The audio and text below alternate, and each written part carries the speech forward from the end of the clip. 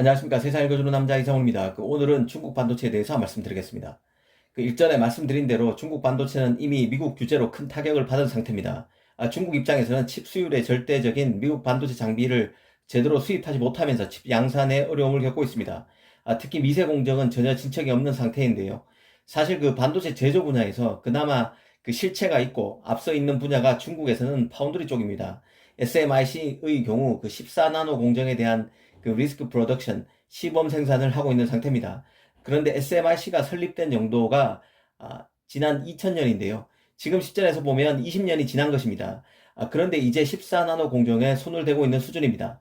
이 삼성과 TSMC는 4나노를 양산하는 시점인데 이제 14나노를 손대고 있다는 얘기입니다. 물론 미중 간에 반도체 전쟁이 없었다면 SMIC 기술 수준은 지금보다는 훨씬 더 나갔을 가능성이 큽니다. 글로벌 파운드리 같은 경우도 이전에 SMIC의 그 인수 추진 의사가 외신에 포착되기도 했습니다. 하지만 역사의 가정 자체가 허망한 것입니다. 세계 최강국 미국의 중국 손보기가 역사에 필요한 가도 같다면 중국 반도체도 이런 악재를 극복해야 하는 것입니다. 중국 메모리를 한번 보겠습니다. D램 최강자는 창신 메모리인데요. 낸드 분야 최강자는 또 YMTC입니다.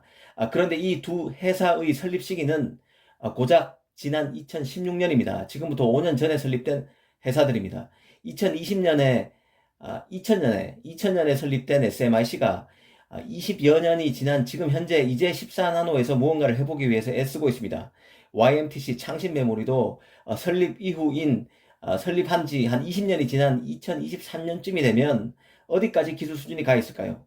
확답은 할 수 없겠지만 분명한 것은 지금 SMIC가 보여주고 있는 그 퍼포먼스 수준에서 크게 다르지 않은 수준에 가 있을 가능성이 크다는 점입니다.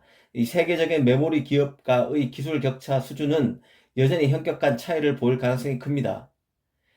그 메커니즘을 한번 보겠습니다. 가령 그 중국 메모리 업체는 미세 공정 기술력이 떨어집니다. 이 얘기는 달리 말하면 웨이퍼 상에 구현되는 그 개당 칩의 크기가 커진다는 뜻입니다. 칩의 크기가 커지면 한 개 웨이퍼로 만들 수 있는 칩의 개수가 훨씬 작아지게 되고 칩의 면적이 넓어져서 불량품도 나올 가능성이 더 커집니다. 그래서 미세공정 기술력이 중요한 것이죠. 이 정리하면 미세공정 기술력이 처지면 한 개 웨이퍼로 만들 수 있는 칩의 개수가 훨씬 적어지고 불량품도 많이 나옵니다. 그래서 수율이 훨씬 나빠집니다.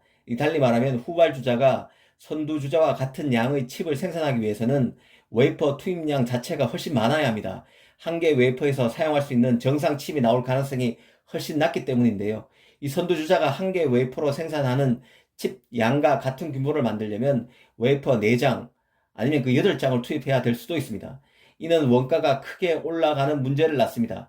칩을 만들기 위해 투입되는 웨이퍼 양에 비례해서 식강용 소재, 이를테면 뭐 포토레지스트 같은 것도 더 써야 합니다. 웨이퍼 자체의 원재료 값에 이런 소재 구입 비용, 또 웨이퍼 자체를 더 많이 생산해야 되기 때문에 공장도 더 지어야 합니다. 원가가 천정부지로 치솟는다는 뜻이죠. 중국 메모리 업체들은 선두주자보다 거대한 제조 라인을 돌리기 위해서 막대한 투자를 해야 합니다.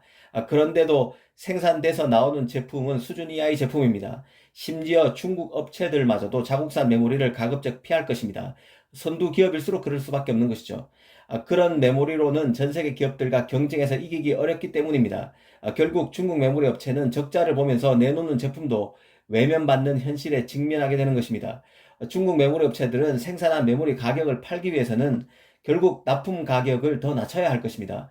그래야 메모리 수요 기업들도 전혀 없던 관심이라도 조금이나마 줄 수 있을 것입니다. 결국 중국 메모리 업체들은 가다한 생산 원가와 메모리 가격 하락 속에서도 생산된 메모리를 팔기 위해서 추가로 판매 가격을 낮춰야 하는 이중고에 시달리게 됩니다. 이는 달리 말하면 반도체가 스마트폰, 디스플레이 패널 등의 산업과는 비교하기 어려울 만큼 성공하기 어려운 산업임을 보여주는 것입니다. 흔히 우리는 그 중국 반도체가 이 성공하지 못하는 이유로 미국의 규제를 흔히 말하지만 그 냉정히 보면 미국과 중국이 서로 멱살을 잡고 있지 않더라도 이 공정기술, 고객관계, 그 산업 생태계 간의 미묘한 균형을 필요로 하는 이 반도체 산업 특징상 후발주자의 성공 가능성은 다른 산업보다 훨씬 낮다는 것을 인정해야 합니다.